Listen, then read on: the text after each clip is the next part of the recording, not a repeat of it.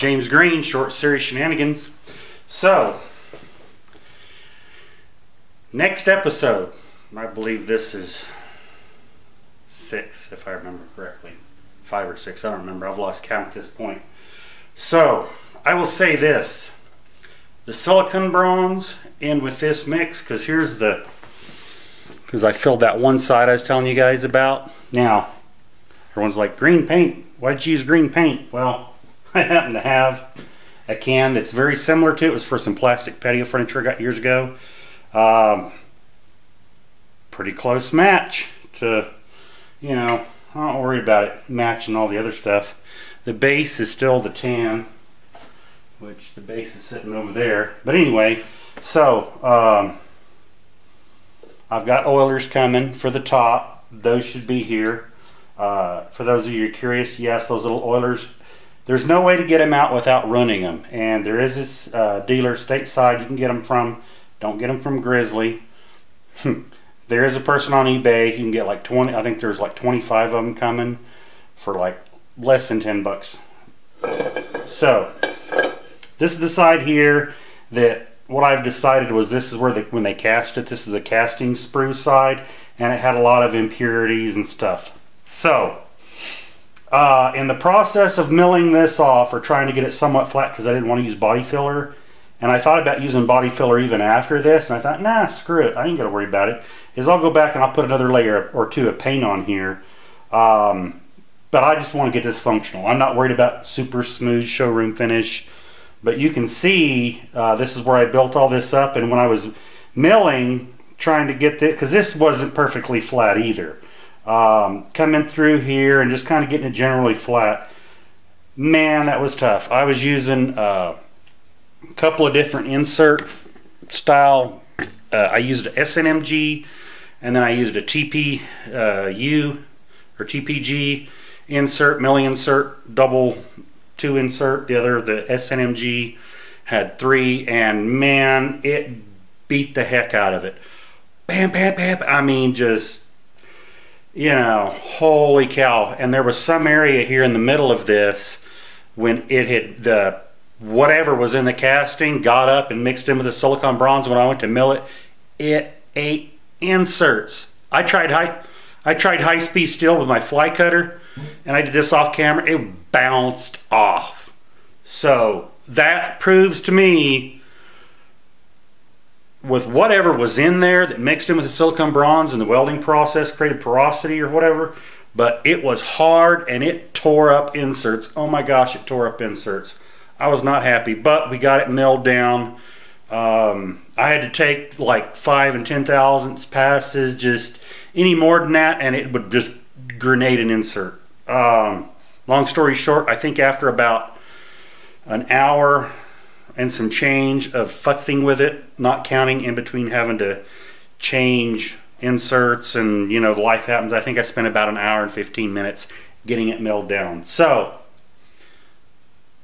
proved to me right there on that, that's going to definitely hold. You know, it's going to strengthen that right there, as well as I've got some other projects I've got coming up. Neat projects I've talked about before. The old oven. I've had people ask kind of an update. The barber chair legs. So that was something that I started to finish right before I was moving. So I didn't get video of it.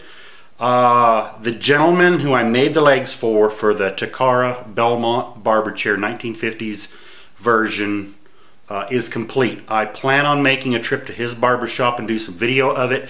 He assembled it back together. Man, that thing is beautiful. It's sexy. It's beautiful. It's just, I mean, once he got the whole chair together. So there won't be any more of, because I've had some people ask about it. That's kind of an update with that. I've got everything cleaned up. Everything's over here. What we're going to do in this video is I wanted this shaft, this longer shaft that we're making. Okay, let me move you guys up here. All right. So, the shaft that's going through the side, and I've already kind of done a little setup here, figuring out ahead of time. It goes through, we've already shortened it up to the length that we need. This is going to be the shaft that goes through the side. The shorter one is floating around here somewhere. I'll try to keep my stuff separate and out of the way. Anyway, so actually, here it is right here. I was using it for the setup. So, longer shaft, and I'm going to actually thread this back a little more, okay? So, what we're going to be doing in this video is setting up, and I've already done some little marking or whatever, but I figured out ahead of time so I wouldn't waste you guys' time on camera. What we wanted to do to get this set up and milled in. So, what I'm going to attempt is, and I'll show you, basically walk you through what I did so you understand how and why. Make sure you guys can see on camera. Let me get you a better angle here to the side, kind of behind me a little bit. Alright, so what I did was, let me get this out of the way here. I can reset all this anyway. Alright, so we've got our Wilton. This is a model 25A. It's actually a Wilton Vise, adjustable. This is where this comes in handy. There's a myriad of ways to do setups. You could, if you had a tilt table, or if you had a sign, which I could put a sign plate up here and a fixture and do all sorts of weird stuff. This is an example of, now I've had some import versions of these Vise and they're garbage. If you find a Vise like this and it's not a Wilton and it's an import, throw it, trust me, throw it away. They're junk. I've had them break here unexpectedly and they just don't hold up. This is a Wilton. As you guys know, I've got the big Wilton 660 over there.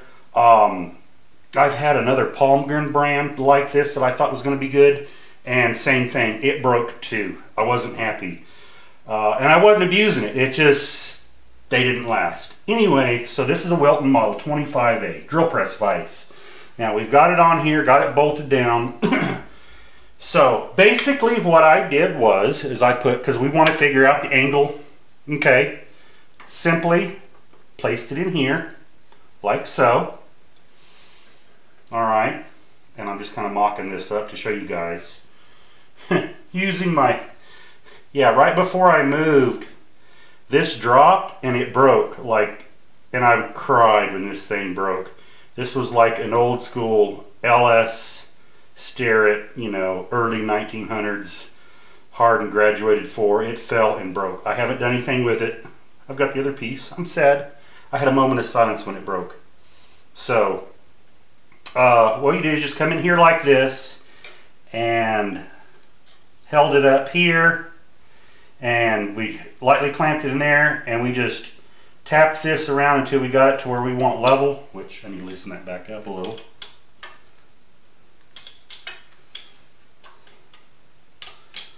Alright, so we'll clamp it back in here just to make sure we are right as rain. Okay, put it right in the middle like it's supposed to be. And again, there's not much. This isn't the one we're drilling on, so this is just to help determine our angle, you know. So we're starting over, you know, your vise is flat, you need to bring it up. Get it right in the middle. There we go. Alright, so everything is loose, or it's supposed to be.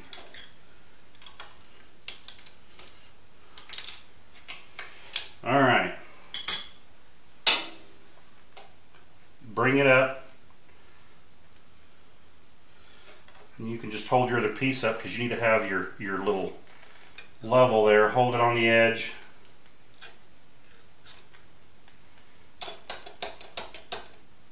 And I usually go a little past, and then you can just tap it to where you need it. Now, here's a side note. It should be noted, I know this floor isn't level, okay? So I want it perpendicular because I know this is trimmed in with the bed. If you put this level, you're going to be off. If it's a critical angle. This, it really wouldn't matter. But I know, because I need to build some adjusting feet for this and level it up. It doesn't have, the mill doesn't have to be level, but it's where it drains that way, which is fine. But you need to figure out which way your table's setting. Make sure that's okay. That's what it was. That was sitting, pressing down. All right. So you figure out. So I've got about a 1/16 of an inch in between the, or if that, in between the line and the end of the bubble on the right hand side. So that's going to be quote unquote level. All right. You're going to come up here, hold it on the end, and pretty much we're going to want to get the same setting.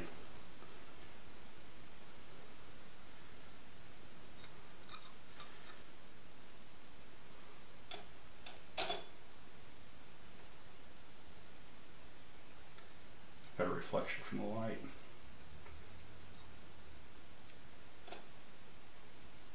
All right, that is perpendicular to the bed. Okay, so at that point, we're going to go ahead and snug those up.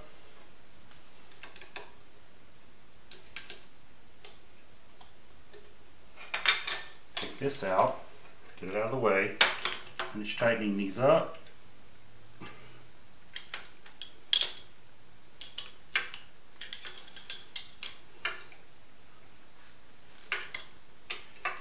Now I know some people are like, you need to take your tool out while you're doing that, but I'm trying to speed this along for video's sake. Alright, so here we go.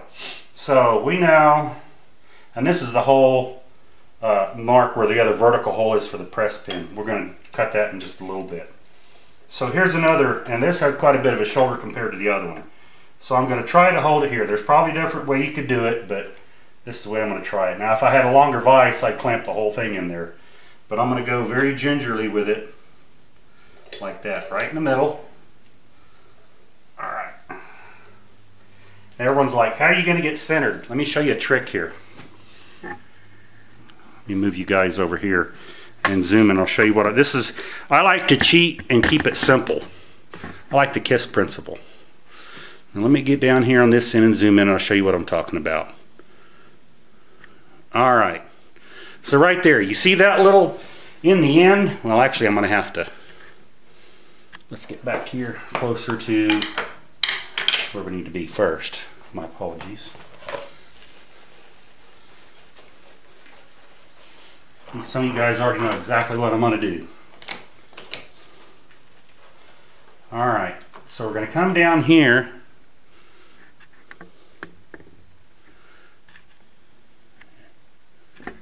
Whoop, sorry about that. Alright, so I'm going to cheat. I like to quick, simple, down and dirty, easy thing. How am I going to center up? Some people, oh, you have a thing you can put in and find center. Well, if you've already got a mark on there from wherever you face that off, oh, looky there, there's an automatic center. And there's nothing critical. This is literally a handle going in, but we still would like to be centered. So you come up there, you find the, you slide it down. Pardon my head while I look through here. Okay, there we go. And then you come down here, and if you look at that, that's pretty centered right there. Now, depending on the camera angle, it looks a little off, but you can see it is right on the money, right there. So we're centered, nothing fancy, with a little thing that has the little V and then the tilt and lines up with, and we got our starter drill, lined it up on the end. We are centered. So let's lock the table. Okay, how fam-dancy is that? That's pretty fam-dancy, I think so. Alright, I'm going to move you guys over here. Whoop. So I can work with the mill. But that's a pretty quick trick that I was showed years ago on doing this. So now we're just going to come down here, unlock that bed there, and it's going to be this same rod's going to go in, and I've got to lengthen a little bit on it. I'm going to thread it back a little bit because it doesn't go in very far. But it doesn't have to be centered in between. You know, you could, but I want this right about there. Okay, so we are centered. Okay, now the thread pitch on this is 8 by 125. Alright, now I am going to take this over on the lathe, and I'm going to turn this back, and I'm going to thread this some more. 8125 is what I'll do. And I won't do that on camera, but let's go ahead and get started, and I'll show you what we're going to do.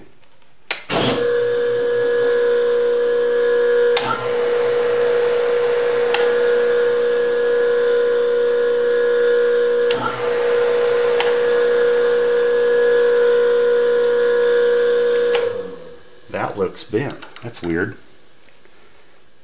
It might be because of how the, oh yeah, I think it might be how the teeth are grabbing the in the flute there. Let's see. Oh, yeah, that's what it is.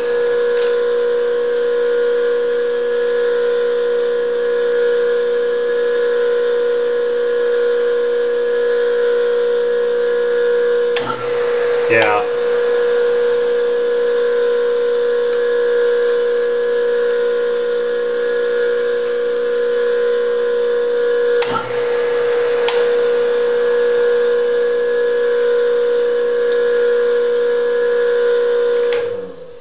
I'm going to back this up a little bit. I think I got my chuck in too far. I've had this happen before.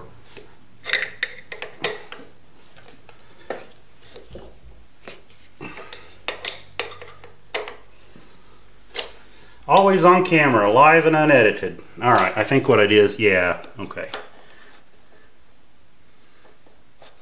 Make sure there isn't any. Alright, I had it in there too far, and sometimes if you do that on this, it'll goofy. I don't like that. Alright.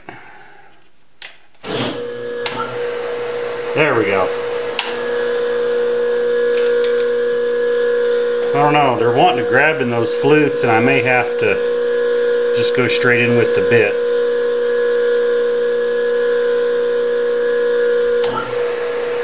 Yeah.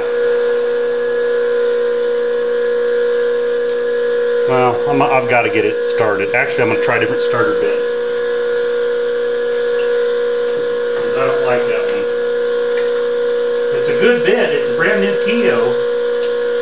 Let's try.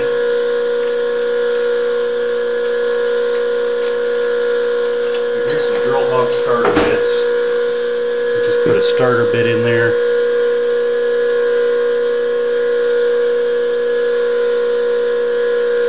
I've had this chuck a long time.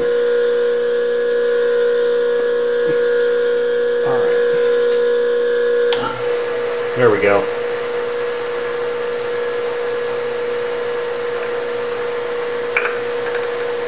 On an angle, you just gotta.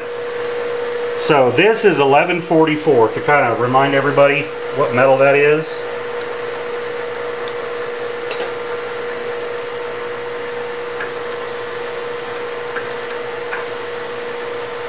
There we go.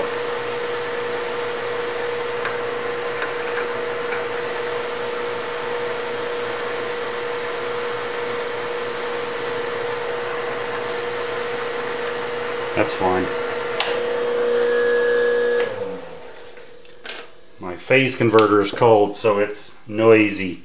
It says, no, I don't want to work today. See, I didn't have that in there very tight, which is fine.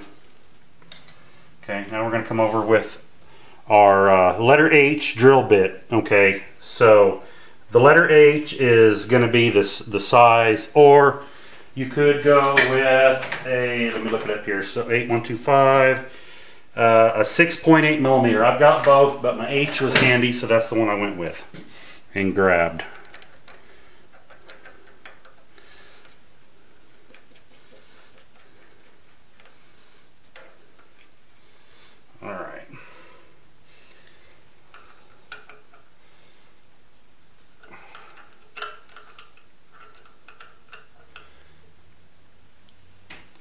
There we go. A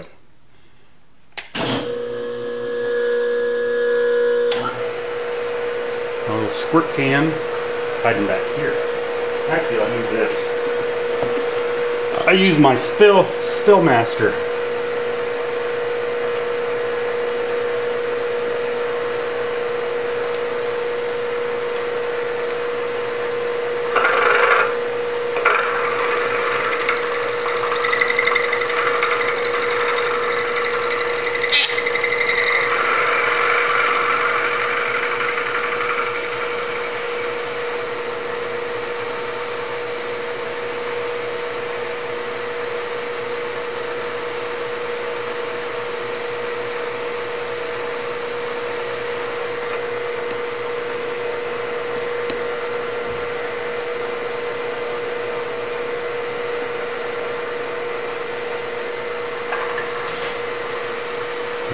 just a little more. You could go all the way through and it doesn't really matter, but we're not. We are. Alright, let me set that there. We're about a, let's see how deep we are here. Just kind of gauge it. So we are, let me look at my little mark here. So we're about 1 inch on the readout. About 3/4 of an inch in. So that's good enough.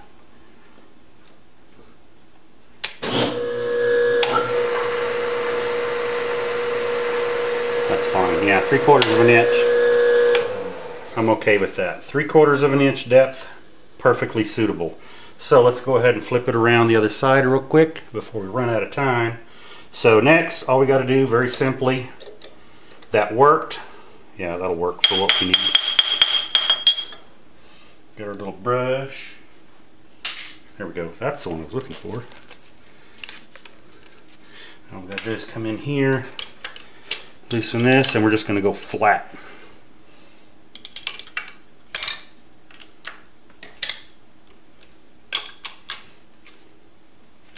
Yeah, I like my little Wilton 25. Those are very nice little vices to have. Full flat, still lock it down.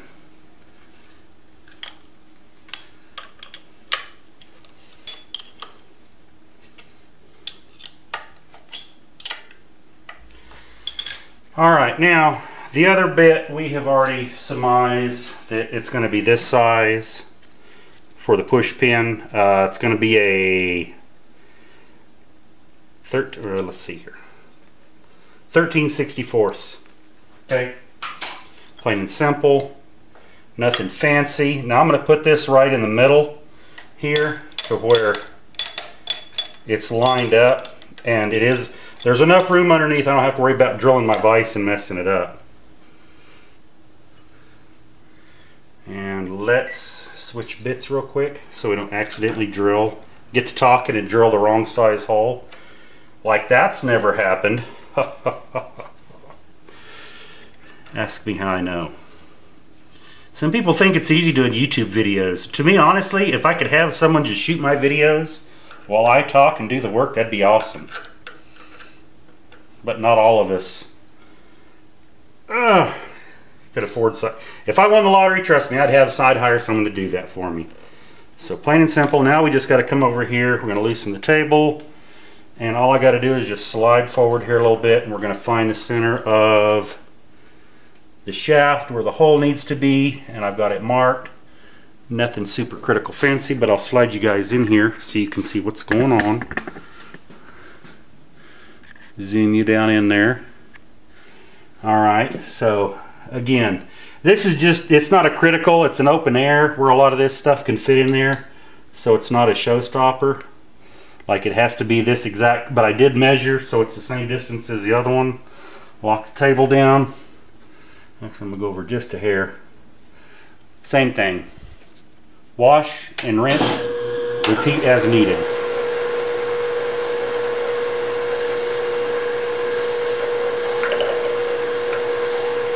Now you could, because it's trying to float on me a little bit,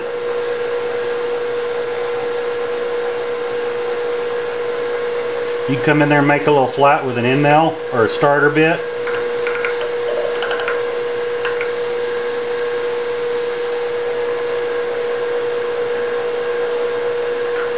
There we go. And we're just going to go all the way through.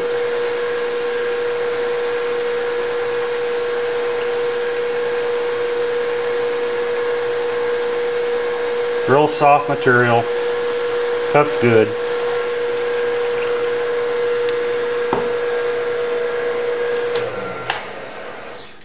And voila. Plain and simple. Simple, to the point, nothing fancy. The part that actually goes, let me back you guys up a little bit here. So the part that actually goes in, and this just gets me close. Because I know what I'm going to have to do, more than likely. Okay. Because it probably won't line up like you know. So I've got to put the eccentric on there, which is, oh, there it is. So I still have to put this eccentric on there, okay? So it should, in all theory, line up kind of like so, but we're gonna set up, I'm gonna bore this out, and I'll set up and I'll do a little video showing my boring head, because we're gonna bore this out to fit this, because we made this bigger than the original one. And then what we'll probably have to do is line them back up and probably re-drill, and if we do, that's fine. It's not a big deal. I can actually move over if I need to. Honestly, now that I think about it, we should have actually backed up. And I know you're going to say it in the comments, and it's like, this is what I was talking about earlier. Shooting videos, you get sidetracked. So what we should have done, okay, bored this out, slid it on, and then ran our bit through here so we knew we were going to be right on. Who wants to bet that these holes are going to line up with this? Oh, let's see. So, yeah. That's perfect point what I was talking about. You get sidetracked and you go back and go, wait, I should have done, you know. But, you know, I'm a hobbyist. This is fun. We both learned together. So, let's get set up. We'll dig out the boring head. Boring is not very interesting. It can be repetitive, redundant, and goes in circles. 10,000 comedians out of a job, and I'm a hobby machinist on YouTube. So let's see here. The boring head is over there. I'm going to dig it out. I'll get set up, because that'll make an interesting video, because we can actually use this vise, okay, because it is off center, because that creates the eccentric. And if something goes wrong and I think this is too thin, we'll actually make another one of these. But what we have to worry about is, you know, that fits in there, okay, and then you get into chasing your tail of the eccentric, and there's plenty of room on the inside of this thing how it fits. So yeah, there you go. But if it was easy, everybody would be doing it, so we're always learning, you know. There you go. That's going to be the eccentric that fits in there, that pulls everything up, that locks it down. So let's go ahead and get set up, and we will start making the next part, or boring it out. See if anything else I missed. So yeah, Wilton Model 25A vise. Those are handy as all get out. Again, I'd like to give a shout out to all my fellow YouTube contributors out there. It's good to be back on YouTube again. You don't know how much I missed being able to get out here in the garage and do stuff. Doing the move last summer was a pain in the butt, and I'd never want to do it again, even if I win the lottery. You couldn't pay me enough. Well, if I won the lottery, that would be paying me enough, because then I'd pay someone to do it. All right, you guys know the deal. EagleDustOff37@gmail.com. If you guys have any questions, my public email address. Please contact me if you have any questions. Public comment, like button, spread the word about my channel. And like I always say at the end of every video, and I mean it, take care of yourself and take care of family, because remember, at the end of the day, you and your family is all you got. Until next time, get out in the garage, have some fun, make some stuff. Talk to you later. Bye-bye.